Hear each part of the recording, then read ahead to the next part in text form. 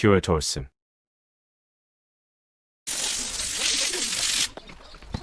여기서 이만큼 가야 돼. 거기가 이제 남통길일걸?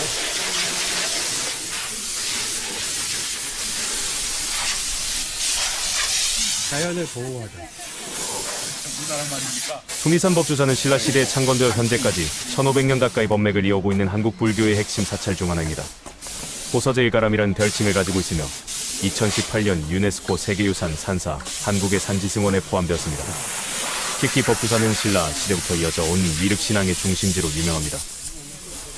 신라진흥왕 14년인 553년에 의신조사가 창건했습니다. 의신대사가 인도에서 불경을 가져와 부처내법이 머무는 절이라는 뜻으로 법주사라 이름 지었다고 전해집니다.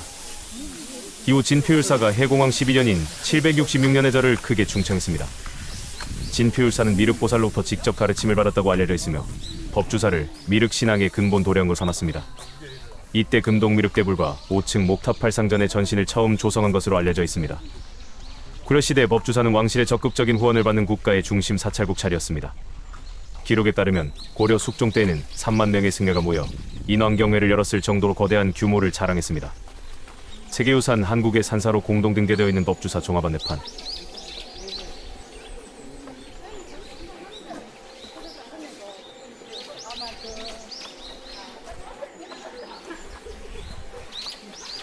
옛매표소. 사찰 무료화가 시행되면서 매표를 하지 않습니다. 법주사 성보박물관에서 법주사 본전으로 향하는 이 길은 오리숲길이라고 불리는 매우 유명하고 아름다운 숲길입니다. 오리는 거리 단위인 리에서 유래했습니다. 법주사 입구에서부터 법주사 일주문까지의 거리가 약 5리 정도 된다고 하여 오리숲길이라는 이름이 붙었습니다. 이 길의 가장 큰 매력은 하늘을 가리듯이 빽빽하게 들어선 오래된 나무들입니다. 수백 년 된 낙락장송, 전나무, 참나무, 서어나무, 느티나무 등이 터널을 이루고 있어 걷는 내내 짙은 숲의 향기와 기운을 느낄 수 있습니다. 사계절 내내 아름답지만 특히 실록이 우거진 여름이나 단풍이 든 가을이 절경입니다. 왼쪽으로는 속리산에서 내려오는 맑은 계곡이 함께 이어집니다. 걷는 동안 졸졸 흐르는 물소리를 들을 수 있어 마음이 더욱 편안해집니다. 우리 숲길은 속세와 부처의 세계를 이어준 경계의 길이기도 합니다. 이 숲길을 걸으며 복잡한 마음을 정돈하고 경건한 마음으로 사찰에 들어서게 하는 정화의 공간 역할을 합니다. 조선의 숭욕불 정책에도 불구하고 태조와 세조 등 왕실의 보호를 받았습니다. 특히 세조는 이곳에서 병을 치료하고 속세를 떠난다는 의미로 속리산이라는 이름을 직접 지어 내렸다는 일화가 유명합니다. 1592년 임진왜란은 법주사에 결정적인 타격을 입혔습니다. 왜군의 침입으로 팔상전을 비롯한 모든 전각이 전소되는 비극을 겪었습니다. 임진왜란 이후 절이 폐허로 남았던 1624년 벼감대사는 팔도도 총섭으로서 승려들을 이끌고 대대적인 중창불사를 일으켜 법주사를 다시 세웠습니다. 팔상전이 이때 다시 세워졌으며 현재 우려보는 법주사의 주요 가람 배치는 이 시기에 완성된 것입니다. 그치? 여기는 젊은 사람도 보이지? 내가 가는데 대부분 어르신들밖에 없는데.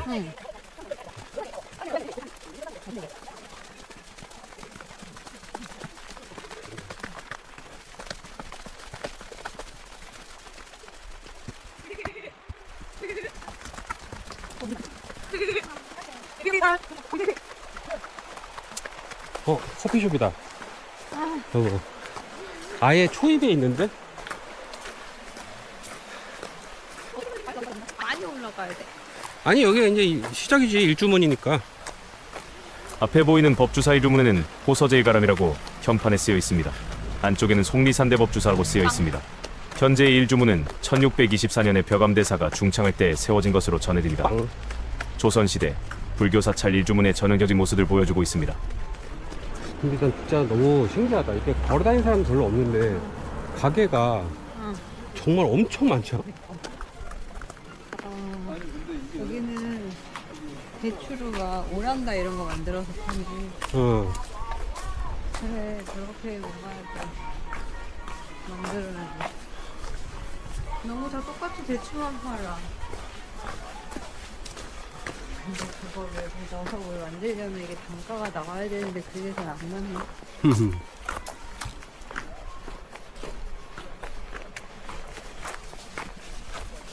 안에 뭐가 엄청 많네. 큰 절이야.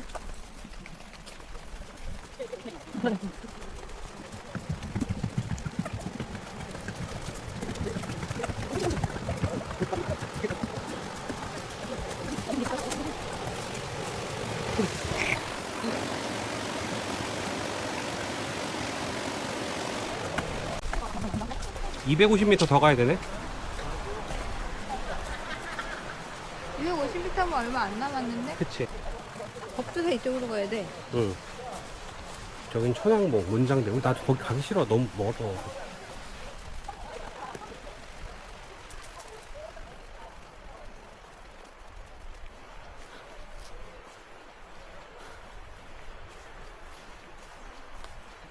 정말 돌만 보이면 다 쌓아놨다 사람들이. 정말 돌만 있으면 다 쌓아.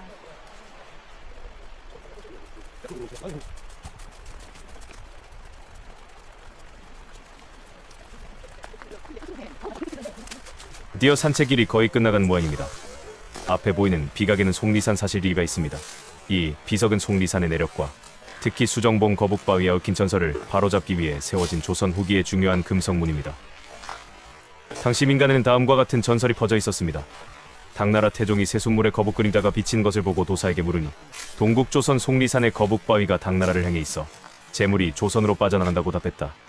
이에 당 태종이 사람을 보내 거북바위의 목을 자르고 등 위에 10층 석탑을 쌓아 기운을 눌렀다. 송시열은 이 비문에서 이러한 전설이 허무맹랑한 미신이라고 강하게 비판합니다. 그는 이두양 등이 거북의 목을 다시 붙이고 탑을 허문 사실을 기록하며 유교적 한미주의 사상에 입각해 잘못된 속설을 바로잡고자 했습니다. 조선 후기 유학자들이 어떻게 민간의 미신을 바라보고 이를 이성적으로 교정하려 했는지 보여주는 중요한 사료입니다.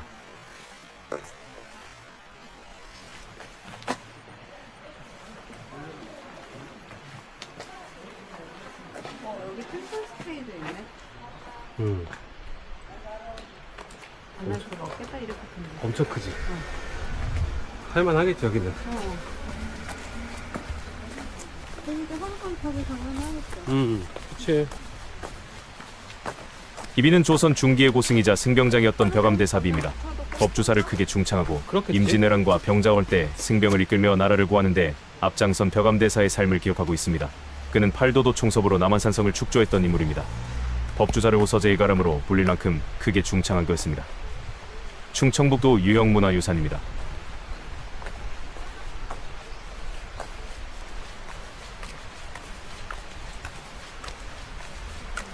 수정교를 지나고 있습니다. 이 다리는 첫 번째 문인 일주문을 지나 금강문으로 가기 직전에 건너게 되는 돌다리입니다. 속세의 번뇌와 먼지를 맑은 계곡물에 씻어내고 깨끗한 마음으로 부처님의 세계에 들어간다는 상징적인 의미를 담고 있습니다.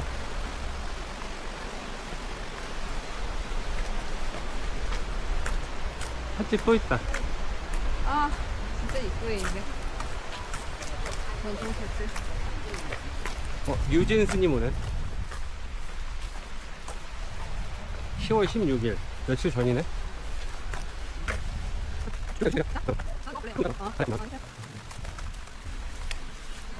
예쁘다. 앞에 보이는 문은 금강문입니다. 인왕문열망만이라고 부릅니다. 불법을 수호하는 금강역사, 즉 인왕열망, 한 쌍을 모셔 사찰에 들어오는 모든 악기와 불순한 기운을 막는다는 의미를 가집니다. 법주사의 금강문은 금강역사와 함께 문수보살과 보현보살이 함께 있는 것이 특징입니다. 단순히 악을 피하는 것을 넘어 부처님의 지혜 문수를 배우고 그것을 실천보여야겠다는 다짐을 하도록 이끄는 깊은 의미가 담겨 있습니다. 우리 그 방콕 갔을 때 법주사 철서트로 가고 있습니다. 이서툰 보물로 지정되어 있는데 법주사의 전성기 시절 사찰의 규모를 짐작하게 하는 상징물입니다. 구전에 따르면 승려 3,000명이 먹을 수 있는 밥이나 국을 한 번에 끓일 수 있는 크기였다고 합니다. 철솥. 이거 밥하는 거잖아. 밥그릇. 어? 밥그릇. 여기 스님들이 많으니까. 여기다가? 우와, 그치. 조리하는 거 조리. 대박. 조자체의 명문이 남아있지 않아 정확한 제작 연대는 알 수 없습니다. 신라 성덕왕 때 제작되었다는 전설이 있으나 법주사가 가장 번성했던 고려시대 또는 조선시대에 만들어졌을 것으로 추정됩니다. 이거 보물이래. 청동보다 녹는 점이 훨씬 높은 주철을 녹여 이렇게 거대하고 형태가 세련된 솥을 만들어냈다는 것 자체가 당시에 매우 뛰어난 주조, 기술을 보여주는 귀중한 자료입니다. 되게 쉽겠다. 식수 있다. 오, 좋아. 먹어도 돼? 그럼. 먹고 배 아픈 거 아니에요? 여기 화장실도 있네. 여기 화장실 깨끗할 거야, 여기는.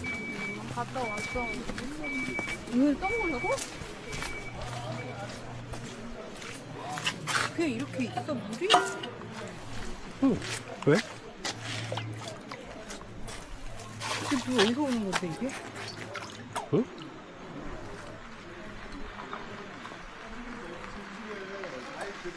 나도 마실래.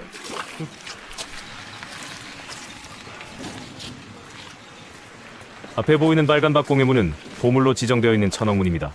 임진왜란으로 불탄 것을 1624년에 벼감대사가 법주사를 중창할 때 다시 세운 것으로 전해집니다. 정면 5칸, 측면 2칸 규모의 팔작지붕 건물입니다. 보통 사찰의 천왕문이 정면 3칸인 것에 비해 5칸으로 지어져 규모가 웅장합니다.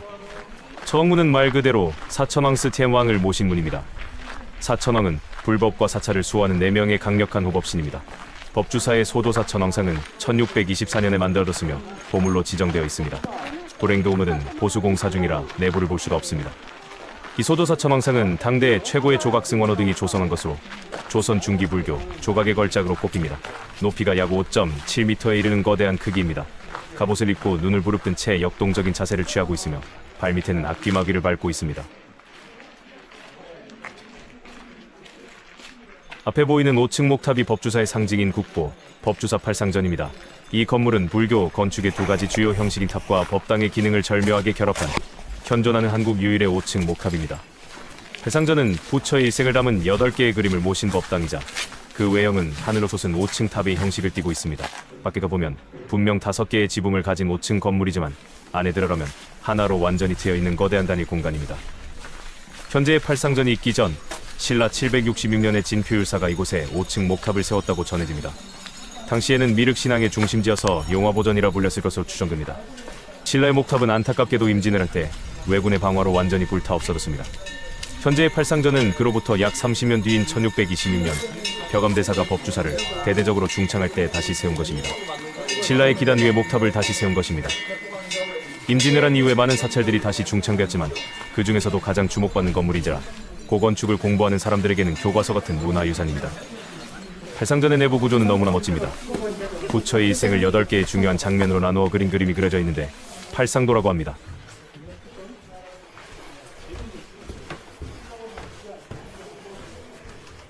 이 거대한 빈 공간의 중앙에는 높은 기둥의 심주가 서 있습니다. 이 기둥의 내면의 벽을 만들어 팔상도, 그림 8개를 2개씩 걸어두었습니다. 참배객은 심주를 시계 방향으로 돌면서 부처의 일생을 순서대로 감상하며 탑돌이를 할 수 있습니다. 임진왜란 이후에 중창된 사찰들은 비교적 얇은 목 구조를 많이 써서 구조를 보강한 데 휘어진 부재를 자주자재로 사용한다고 합니다. 이런 특징은 전쟁 이후에 부족한 물자 때문인 것으로 추정됩니다. 이런 시대적인 상황 속에서도 우리 선조들은 이처럼 아름다운 건축물을 만들었는데 그 대표적인 건축물 중에 하나가 바로 이 팔상전이고 잠시 후에 보실 대웅보전도 마찬가지입니다. 법주사는 정말 조선 중기 고건축의 박물관 같은 곳이죠.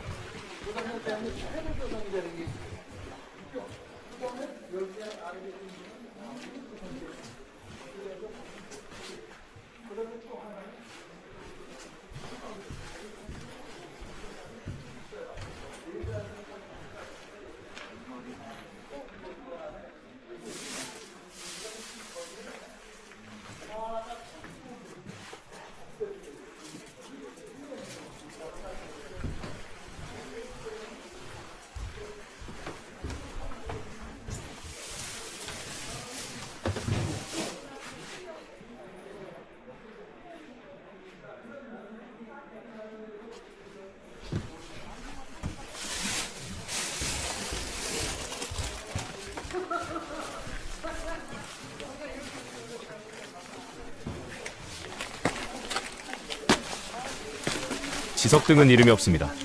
법주사가 아닌 다른 사찰에 있었다면 분명 좋은 대우를 받았을 텐데 법주사에 워낙 좋은 석등과 문화유산이 많다 보니 따로 이름도 없네요. 후덜덜. 이 석등도 되게 유명한 석등이야. 이거? 응. 석등? 응, 이것도 엄청 오래된 거지. 이것도 신랄걸? 저 갈라진 건 떨어졌던 거 다시 붙여놓은 거야? 그치. 근데 여기 시커먼 거 봐봐. 불때 자국이거든. 옛날 우와. 실제로 사용했을 때 이거는 딱 봐도 아니죠. 요즘 거고. 주계 중인가 봐요. 꽃들이 만발하고 너무 아름다운 사찰입니다. 국보 제5 법주사 쌍사자 석등입니다. 신라 석조 미술의 최고 걸작 중 하나로 꼽히며 그 독창성과 아름다움으로 인해 법주사를 대표하는 이미지로 자주 사용됩니다. 지석등이 국보로 지정된 가장 큰 이유는 바로 등불을 받치고 있는 간주석에 있습니다. 일반적인 석등은 팔각이나 사각에 돌기둥을 세운 것이 보통입니다. 하지만 이 석등은 그 기둥을 대신하여 두 마리의 사자가 그 자리를 지키고 있습니다. 저 봐봐. 두 마리의 저 사자는 아래쪽 전문 연꽃 있죠? 받침돌을 딛고 그게 뒷발로 문 힘차게 일어서 붙이던 있습니다. 거예요. 원래 서로 문이 가슴을 있는 맞대고 거죠. 앞발로는 위쪽 받침돌을 함께 석등이니까 들어 올리는 은은하게 역동적인 불 자세를 보이는 취하고 있습니다. 단순히 조각된 것이 아니라 실제로 등불의 무게를 나무로 지탱하는 만들었겠지. 구조적인 그러니까 기둥 역할을 완벽하게 수행하고 있습니다. 사오지 같은 거 이렇게 근육의 금속으로 표현, 만들어서 갈기, 있고. 꼬리 등이 매우 사실적이면서도 나무에서 힘이 넘치게 아무도 조각되어 없어졌잖아. 통일신라 전성기의 조각 솜씨를 유감없이 보여줍니다. 싸는 불교에서 부처님의 지혜와 위엄을 상징하며 불법을 수호하는 가장 강력한 수호신 거알딘입니다. 두 마리의 사자가 법의 빛을 함께 받들고 있는 모습은 부처님의 가르침을 굳건히 지키고 받든다는 강력한 호법의 의미를 담고 있습니다. 싸는 지혜를 상징하는 문수보살이 타고 다닌 동물이기도 합니다. 따라서 이 사자들을 지혜의 화신으로 해석하기도 합니다. 지석등 뒤편으로 법주사의 중심 법당인 대웅보전이 있습니다. 정문을 통과해 팔상전으로 향하는 길목, 그 넓은 마당 중앙에 서 있는 석등은 보물 제15운 도운 법주사 사천왕 석등입니다. 팔상전의 웅장함과 균형을 맞추듯 이 석등 역시 통일신라 시대 석등 중에서도 매우 크고 안정감 있는 형태를 자랑합니다. 신라 시대 8세기경에 만들어진 것으로 높이 약 3.9m에 이른 대형 석등입니다. 이 석등의 이름이 사천왕 석등인 이유는 등불을 받친 간주석에 있습니다. 이 기둥돌은 팔각으로 다듬어져 있습니다. 8개의 면 중에서 4개의 넓은 면에 불법을 수호하는 사천왕의 모습이 하나씩 정교하게 조각되어 있습니다. 갑옷을 입고 무기를 든 채 역동적인 자세를 취하고 있습니다. 오랜 세월로 조각이 다소 닳기는 했지만 통일신라 전성기에 힘차고 사실적인 조각 솜씨를 엿볼 수 있는 걸작입니다. 자, 여기는요. 예? 예, 선생님. 근데 여기는요. 왜 저 간주석도 역시 팔각형으로 되어 있는데 소물이에요. 왜 그럴까요? 예, 여기 근데 사천왕석등이라고 되어 있죠. 사천왕석등은 여기에 화창 옆에 보면은 여기 사천왕이 그려져 있어요. 그래서 이것이 사천왕석등 다른데 없는 것이 지리의 법주사의 심장부라 할 수 있는 대웅보전의 앞입니다. 보물 915호로 지정되어 있습니다. 대웅보전은 국내에서 가장 큰 법당 중 하나입니다. 정면 7칸, 측면 4칸의 거대한 건물입니다. 대웅보전으로 올라간 계단에 원숭이 계단이 있습니다. 이 석상은 가품입니다. 원래 진품이 있었는데 방문객들이 하도 어루만져서 훼손을 막기 위해 2004년경 박물관으로 옮기고 현재의 자리에 복제품을 만들어 둔 것입니다.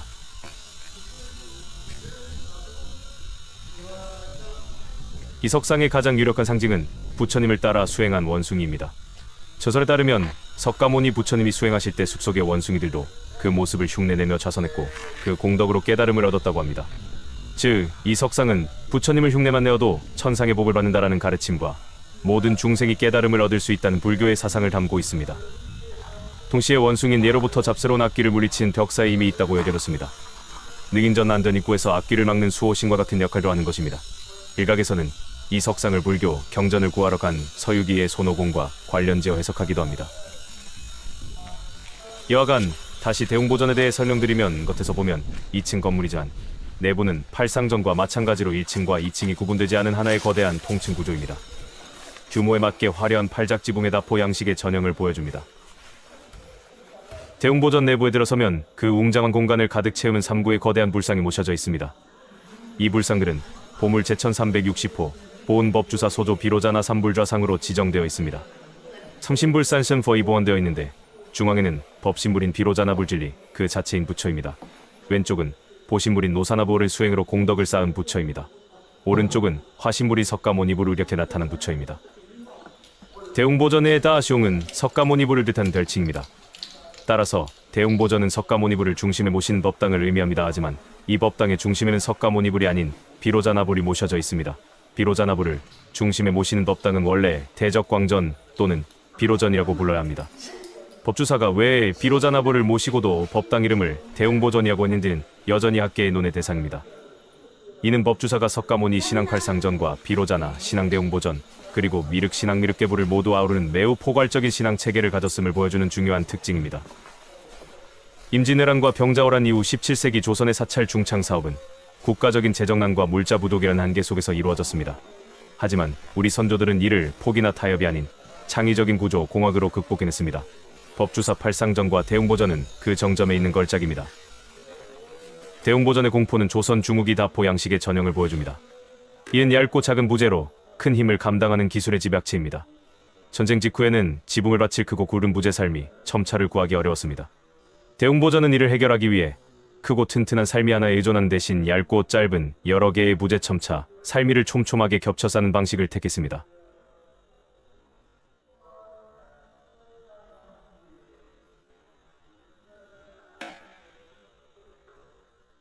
보기에는 장식처럼 화려하지만 이 빽빽한 공포는 첨화의 거대한 하중을 단일 부재가 아닌 여러 부재의 집합으로 받아내어 기둥으로 흘려보냅니다.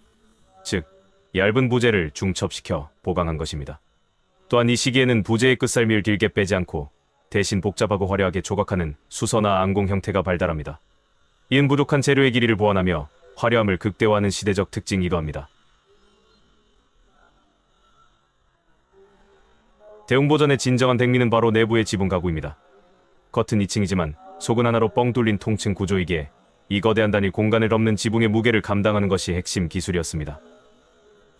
대웅보전 내부를 보면 안쪽의 높은 기둥고주에서 바깥쪽의 낮은 기둥평주이나 대들보대령을 향해 자연스럽게 휘어진 속꼬리 모양의 부재들이 대각선으로 걸쳐져 있는 것을 볼 수 있습니다. 이 휘어진 우미량들은 지붕 상부종돌이에서 내려오는 수직 하중을 받아 이를 대각선으로 분산시켜 대들보나 기둥으로 흘려보낸 연결 및 보강제의 역할을 합니다. 굵고 긴 대들보를 구하기 어려웠기에 자연적으로 휘어진 나무를 버리지 않고 그 형태 그대로 가장 적합한 구조 하중을 느껴서 전달한 데 사용한 것입니다. 이는 재료의 단점을 구조적 아이디어로 승화시킨 최고의 사례입니다. 또한 거대한 통나무 하나로 대들보를 만들지 않고 짧은 여러 개의 보대량, 종량을 층층이 층단씩 쌓아 올리고 그 사이를 우미량 등으로 보강하여 작은 부재들로 거대한 지붕을 완성했습니다. 법주사 대웅보전은 공포에서는 얇고 작은 부재들을 촘촘히 겹쳐 하중을 분산시켰고 지붕 가구에서는 우미량과 같은 휘어진 부재를 구조적 보강제로 천재적으로 활용했습니다. 이은 부족한 물자라는 17세기의 한계를 구조공학의 창의성으로 극복한 우리 선조들의 위대한 건축적 성취이며 한국 건축미학의 정수를 알 수 있습니다.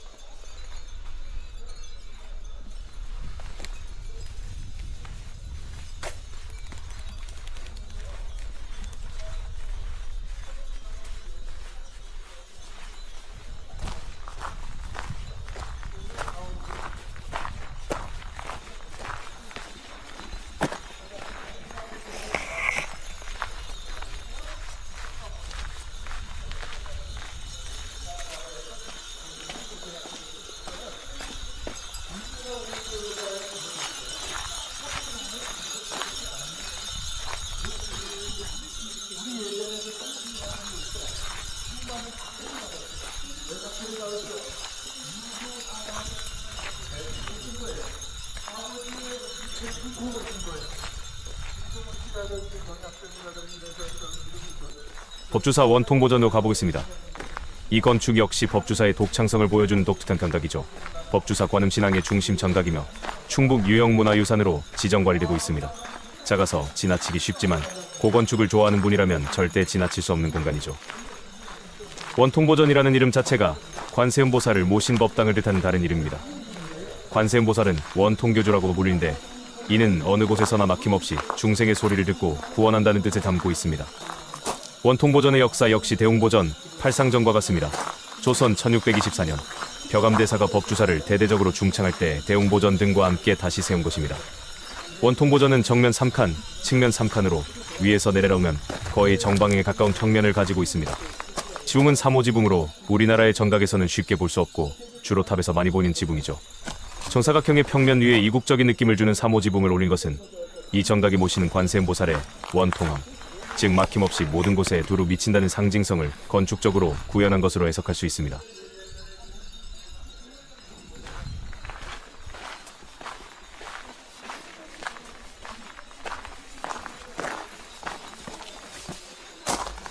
안에 모셔진 불상은 보물 제1361호 보은법주사 목조관음보살 좌상입니다. 1624년 중창 당시에 함께 만들어진 것으로 추정되는 이 불상은 나무로 만들어 금을 입혔으며 섬세하고 화려한 보반을 쓰고 있는 것이 특징입니다. 크기는 작지만 조선 중기 불상 조각의 뛰어난 솜씨를 보여주는 걸작입니다.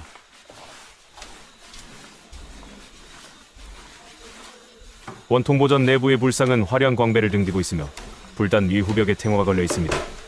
천장은 우물천장으로 마감되어 있습니다.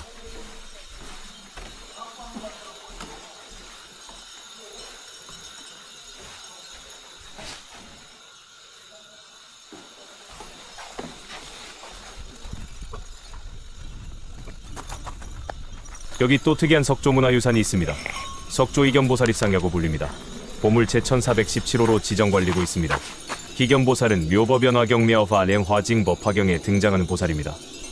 희견보살은 부처님께 공양을 올리기 위해 자신의 몸을 불태워 공양하는 소신공양을 실천한 보살입니다. 이 석상은 바로 그 몸을 태워 향 공양을 올리는 숭고한 장면을 형상화한 것입니다. 좀 잔인한데요. 여러분들은 어떠신가요? 지석상은 숭고한 희생을 하는 모습이기 때문에 인자하고 평온한 얼굴이 아니라 고행과 다짐이 깃든 듯한 독특한 얼굴을 하고 있습니다. 신라, 장인의 매우 창의적이고 강력한 예술적 표현으로 평가받습니다. 법주사의 석조 유물을 보다 보면 우리 고대 불교 사원들에는 우리가 보지 못한 다양한 석조각이 있었을 것으로 추정할 수 있습니다. 법주사가 국가적으로 중요한 사원이었다고 해서 여기에만 이렇게 다양한 석조각이 있었다는 것은 논리상 타당하지 않죠. 다른 사원들에도 특이한 석조각들이 경쟁을 하고 있었을 겁니다. 신라의 수도였던 설화벌에는 법주사 못지않은 혹은 그 이상의 화려한 석조물을 갖춘 사찰들이 즐비했습니다. 하지만 이 사찰들은 몽골의 침입, 그리고 결정적으로 임진왜란을 거치며 황룡사처럼 아예 터만한 거나 불국사처럼 석조물 일부다 보탑, 석가탑만 간신히 살아남고 대부분의 정각과 성물이 파괴되고 유실되었습니다. 법주사 역시 임진왜란 때 팔상전과 대웅보전이 불타는 등 전소에 가까운 피해를 입었지만 석조물은 물에 타지 않고 살아남았던 것이죠. 즉 경주에 비해 석조 유물의 약탈률이 적었던 것입니다. 산골짜기에 있었기 때문일까요? 여하튼 다행히도 법주사는 신라의 석조물이 보존되며 17세기의 목조 건축과 공존하게 된 것입니다. 그나저나 법주사는 가을 국화행연이 한창이었습니다. 매년 10월 중순부터 11월 중순경까지 법주사 경내에 수만 송이의 국화를 가득 전시하는 축제입니다. 이 국화 축제는 단순한 꽃축제가 아니라 법주사의 계산대제 카이산다자와 맞물려 열리는 중요한 행사입니다. 계산대제는 법주사가 처음 문을 연 날 창건일을 기념하는 가장 큰 법회입니다. 너무 좋다 여기. 근데 되게 이쁘게 해놨어. 안 그랬거든? 진짜 여기 딱 관광지네. 지금 나 여기 환상적이네. 무슨 소리까지. 축제도 무슨 뭐 아까 뭐 축제 뭐 돼 있더니 진짜 이렇게 꾸미는 건가 봐. 이렇게 이쁜 건 처음 봤어? 진짜? 너무 예쁘네.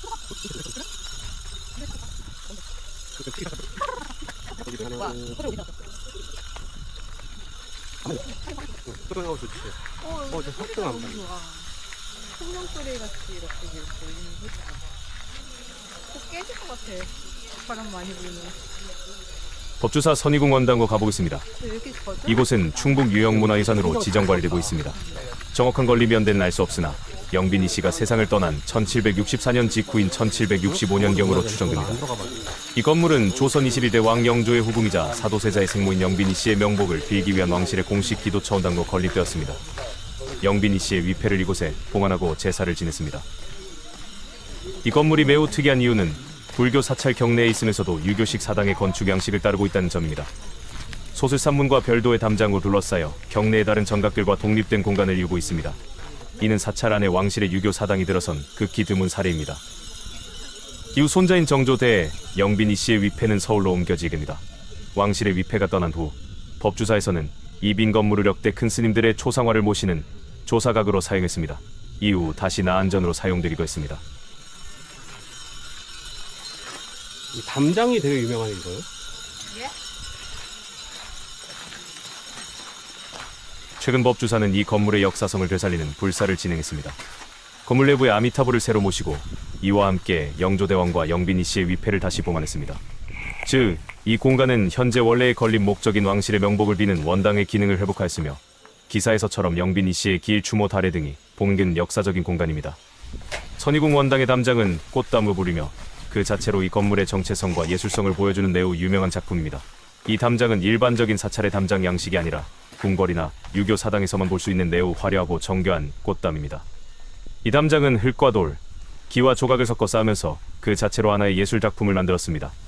둥근 자연석 조약돌을 차곡차곡 쌓아 올리는 것을 기본으로 합니다.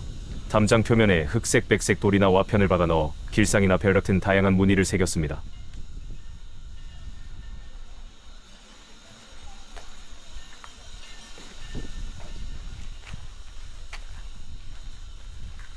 훌륭합니다. 뭐가요?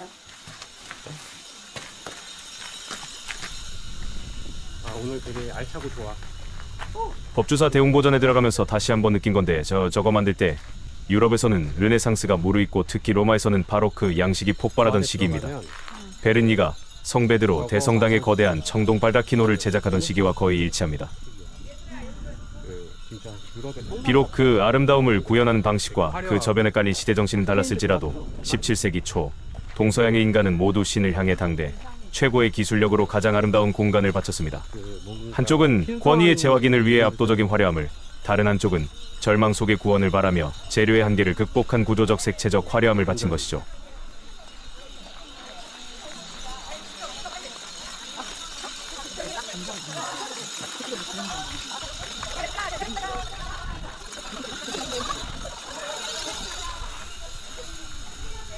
주변에 산도 너무 멋있지. 진짜 그림 같아. 너무 멋있어. 이게 우리나라에서 유일하게 남은 중층 탑이야. 불탑이야. 진짜 근데 나 이거 뭐? 예전에 현대에 이렇게 나무 육조로 된 이자카야 막 그런 거 있어. 그렇게도 볼 수 있구나. 대단하네. 이거는 진짜 좋은 것 같아요. 이거 이렇게 너무 사람들랑 굿 아이디어야. 좋은 굿 아이디어. 한 명 한 명이 이렇게 간 거야. 이거 이렇게 안에 유리로 돼 있어. 유리 달아가지고. 소리가 바람 많이 안 불 때 너무 좋은데. 저 뒤에 거대한 금동 미륵대불에 대해 설명드릴게요. 용화보전터에 모셔진 이 거대한 불상은 미륵 신앙의 중심지로서의 법주사의 1500년 역사를 상징합니다. 미륵불은 미래에 이 세상에 내려와 모든 중생을 구원한다는 미래의 부처입니다. 높이 33m이며 대한민국 최대 규모의 미륵불 입상서 있는 불상입니다. 황금색이지만 그 본체는 거대한 청동으로 주조되었습니다. 현재 우려보는 불상은 1990년대에 완성된 현대의 걸작이지만 이 자리에는 1300년 전부터 미륵대불의 역사가 이어져 왔습니다. 진표율사 766년 법주사를 미륵 신앙의 중심지로 크게 중창한 진표율사는 경덕왕의 후원을 받아 이 자리에 33척 약 10m 규모의 거대한 금동 미륵불을 모셨다고 전해집니다. 고려시대 이 불상은 고려시대까지 법주사의 중심 불상으로 유지되었습니다. 임진왜란 1592년 임진왜란 당시 왜군에 의해 불상이 크게 훼손되었을 것으로 추정됩니다. 흥선대원군 결정적 파괴 남아있던 금동불상은 조선 말기 흥선대원군에 의해 완전히 사라집니다. 대원군이 경복궁 중건 비용을 마련하기 위해 주조했던 화폐 당백전을 만들기 위해 전국의 사찰에서 쇠붙이를 징발했는데 이때 법주사의 금동미륵불상도 몰수되어 놓여진 것으로 전해집니다. 1939년 불상이 사라진 터에 박금륜이라는 신도옥은 승려의 주도로 시멘트로 만든 미륵불상이 세워졌습니다. 이 시멘트 불상은 조형미가 떨어졌을 뿐만 아니라 한국전쟁 등을 거치며 균열이 가고 철근이 드러나는 등 심각하게 훼손되었습니다. 1986년 훼손된 시멘트 불상을 해체하고 신라 진표율사의 염원을 되살리고자 국민 성금을 모아 새로운 청동대불을 세우는 불사가 시작되었습니다. 1990년 4년 만에 현재의 청동 미륵대불이 완성점만 되었습니다. 이때까지는 금동이 아니었습니다. 2002년 이 거대한 청동불상의 표면에 금을 입히는 개금불사를 진행했습니다. 이때부터 비로소 현재 우려보는 황금빛의 금동미륵대불이 완성되었습니다. 수원 사리탑을 보러 가보겠습니다. 충북 유형문화재로 지정관리되고요. 부처님 세존의 진신사리를 모시기 위해 고려 아래 세워진 석조탑입니다. 이 탑이 세워진 배경은 매우 극적입니다. 1362년 고려 공민왕이 홍건적의 2차 침입을 격퇴하고 수도인 개경으로 환도하던 중이었습니다. 공민왕은 이 과정에서 속리산 법주사에 행차하게 되었습니다. 이때 공민왕은 양산 통도사에 모셔져 있던 부처님의 진신사리 일과를 이곳 법주사로 옮겨와 봉안하도록 명했습니다. 세존사리탑은 바로 이때 공민왕의 명으로 통도사에서 가져온 부처님의 사리를 모시기 위해 건립된 것입니다. 세존사리탑은 부처님 세존의 실제 진신사리를 모신 탑입니다. 그리고 그 바로 앞에 있는 능인전은 그 사리탑을 바라보며 예불을 드린 법당의 역할을 합니다. 이러한 구조를 불교에서는 정멸보궁이라고 부릅니다. 정멸보궁은 법당 안에 불상을 따로 모시지 않고 건물 뒤편의 사리탑 자체를 부처님의 진신으로 모시고 예배하는 공간입니다. 그래서 능인전 법당에 가보시면 정멸보궁이라는 현판이 함께 걸려있는 것을 종종 보실 수 있습니다. 이 사리탑은 건축사적으로 고려 말기에서 조선 초기로 넘어가는 과도기적 양식을 보여주는 중요한 사례입니다. 팔각을 기본 형태로 하고 있습니다. 탑의 몸체 부분이 전통적인 형태에서 벗어나 종 모양 또는 구 모양으로 변해간 모습을 보입니다. 지붕돌의 경사가 가팔라지고 지붕돌 끝부분 처마이 둔탁해지는 경향을 보입니다. 여말선초 사리탑에서 많이 보이는 모습인데 회암사지탑이나 북한산 태고사 원진국사탑도 비슷한 형태죠.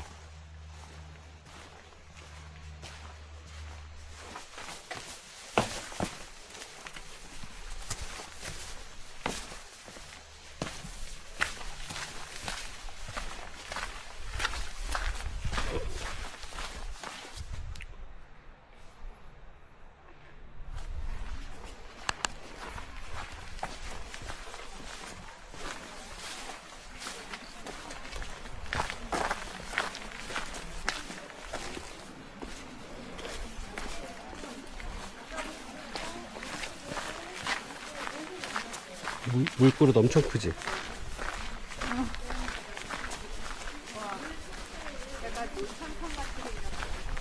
신라시대에 만들어진 거대한 석조입니다. 지석조는 현재 우리나라에 남아있는 석조 중에서 가장 큰 것으로 알려져 있습니다. 쌀 80가마 약 6,400kg을 담을 수 있는 엄청난 크기입니다. 3,000명분의 밥을 지었다는 철소 철학과 함께 전성기 법주사에 얼마나 많은 승려와 신도들이 머물렀는지 그 거대한 규모를 짐작하게 하는 상징적인 유물입니다. 아랫부분에 11cm 크기의 구멍이 실제로 뚫려 있어 물을 배출하거나 다른 데 사용했음을 알 수 있습니다. 이 수조는 보이지 않는 곳에 뛰어난 기술이 숨어 있습니다. 불 가득 감았을 때 터지지 않도록 수압을 견디는 벽의 두께를 다르게 설계했습니다. 긴 쪽 4.46m 벽 두께는 23cm이며 짧은 쪽 2.42m 벽 두께는 34cm입니다. 긴 수직적인 비례와 균형을 맞추고 구조적 안정성을 확보하기 위한 통일신라 시대의 정교한 계산이 들어간 것입니다. 국보 제64호 보은법주사 석연지를 보아합니다. 이 석연지는 법주사의 독특한 석조물 중에서도 백미로 꼽히는 걸작입니다. 실제로 연꽃을 띄우거나 물을 채워 부처님께 공양을 올리는 정화수를 담아둔 용도로 사용되었습니다. 8세기 신라시대에 만들어졌는데 이 석연지가 국보인 이유는 단순한 수조가 아니라 거대한 돌 하나를 통째로 깎아 활짝 핀 연꽃 모양으로 만든 하나의 완벽한 조각품이기 때문입니다. 연못의 바깥쪽은 3단으로 나뉘어 풍만하고 화려한 연꽃이 방견이 겹겹이 조각되어 있습니다. 연못 연꽃을 받치고 있는 아랫부분은 구름 무늬 운족과 새겨진 팔각의 돌로 마치 구름이 연꽃을 받치고 피어난 듯한 모습을 형상화했습니다. 우리 선조들의 화강암 다루는 실력은 정말 대단한 것 같습니다. 지석연지를 보고 있으면 서방 극락정토가 떠오릅니다. 지석조물은 땅이 아닌 구름이 받치고 있습니다. 이은 이 연못이 땅의 것 지상이 아닌 하늘의 것 천상, 즉 이상향임을 건축적으로 명확히 보여주는 장치입니다. 아미타경이나 무량수경 같은 경전에서는 극락정토를 묘사할 때 그곳에 7가지 보물로 이루어진 연못 7보지이 있다고 말합니다. 그 연못에는 항상 오색 찬란한 연꽃이 피어 있습니다. 불교에서 연꽃은 진흙 속에서 피어나지만 더러움에 물들지 않는 정토 그 자체를 상징합니다. 즉 법주사의 석연지는 구름 위에 떠있는 극락정토의 7보지 연못을 이 땅에 축소하여 구현해 놓은 3차원적 상징물입니다. 법주사 단간지주입니다. 이 단간지주 역시 전성기 통일신라의 기상을 보여주는 중요한 보물입니다. 단간은 사찰의 법회나 큰 행사가 있을 때 당이란 깃발을 걸어둔 높다란 깃대입니다. 현재는 깃대는 사라지고 두 지주만 남아있습니다. 두 지주의 표면에는 화려한 조각이나 장식이 거의 없습니다. 하지만 4.2m에 이른 거대한 규모에도 불구하고 전혀 무겁게 느껴지지 않는 완벽한 비례와 균형감을 자랑합니다. 기둥의 안쪽 면에는 단간을 고정하기 위한 3개의 간구가 세로로 파여 있습니다. 기둥의 맨 윗부분은 안쪽에서 바깥쪽으로 부드러운 사선으로 다듬어 단순함 속에서 조형적인 세련미를 넣었습니다.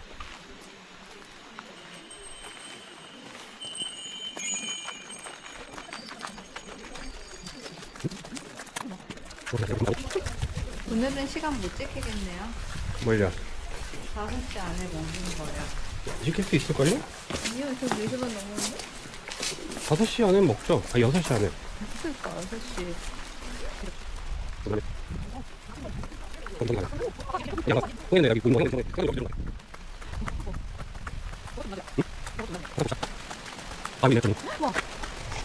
법주사의 마에어 레이저상을 보러 갑니다.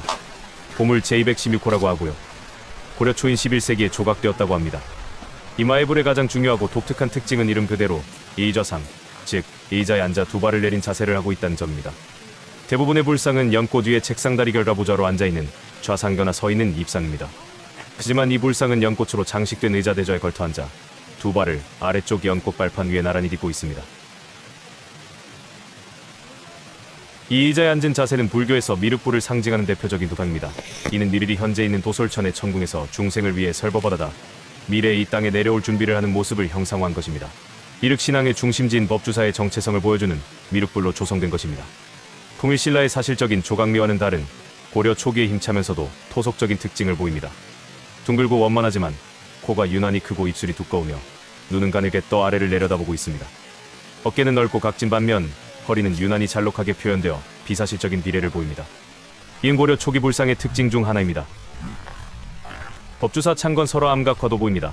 마에불의 오른쪽 바위면을 자세히 보면 그릿하게 짐을 실은 말을 끄는 사람과 그 앞에 무릎을 꿇은 소의 모습이 새겨져 있습니다. 이는 법주사의 창건 설화, 즉 이신조사가 불경을 싣고 오는 모습과 소가 불법을 구했다는 전설을 함께 새겨놓은 것으로 추정됩니다.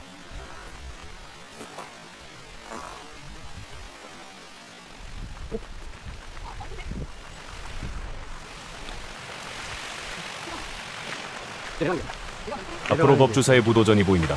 법주사를 거쳐간 고승들의 부도가 모여 있습니다.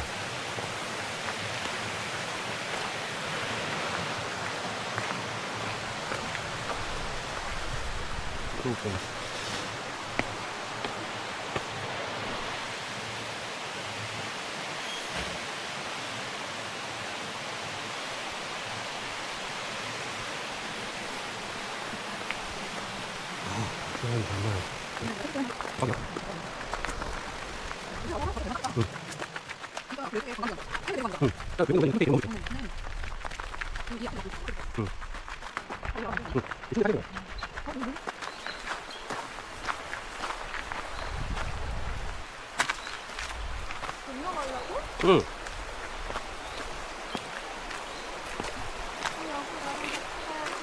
응. 여기 골이 굉장히 뭔가 일정하지가 않네? 응. 이런 거 좋아하지? 나 이런 거 진짜 싫어해. 나는 깎아서 정형화된 일정한 사이즈를 좋아하는 이런 거 좋아하더라?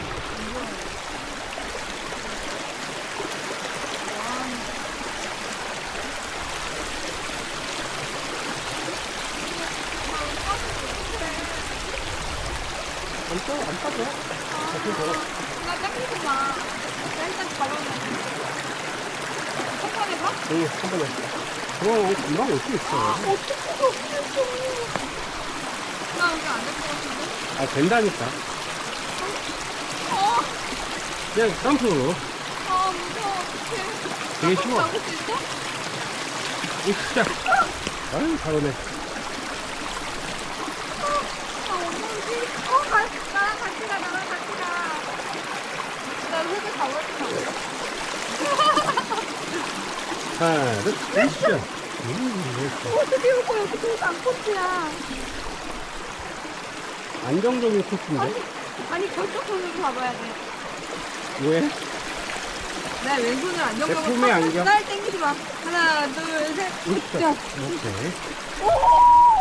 여보, 여기 이거 잡고 가야겠다. 당신, 너 위험해, 뛰면 위험해. 아니, 이거 해? 그거 위험해. 그렇게 오면 되는데. 나는 너희가 아니 혼자서 가보지 못해.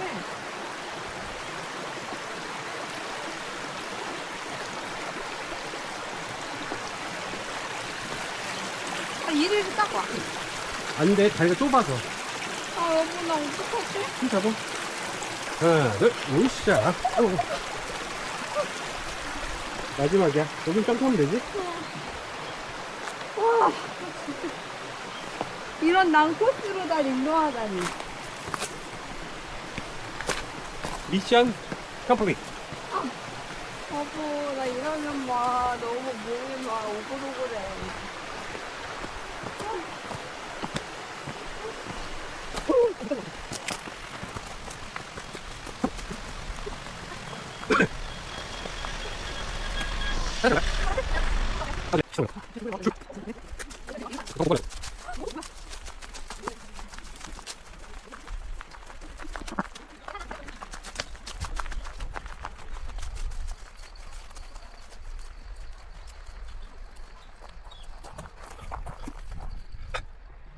이게 뭔 거 같아?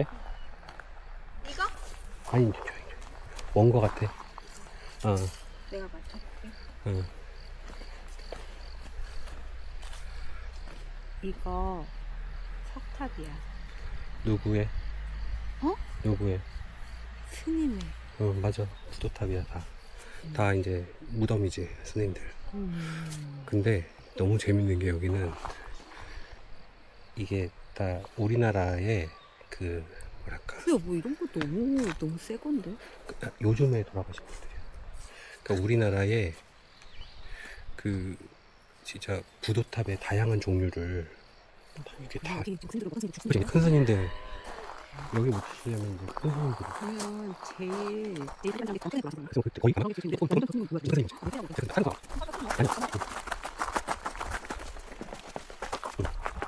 근데 부도 스타일 박물관 같은 다양한 진짜 다양하게 다양한 스타일의 구도탑을 어. 구도탑 컬렉션이네요. 여기 법주사는 진짜 근데 그 집대성이 나네. 외형에 신경을 굉장히 많이 쓰는 그러니까 네. 박물관 같은 저 사원이죠. 테마파크 같은 사원이라 그래야 되나? 와 진짜 좋다. 여긴 템플스테이 진짜 할만하지. 거기 할만하겠다. 지금 막 우리 갈 때만 답사팀만 몇 팀이야 지금. 계속 답사팀 와가지고.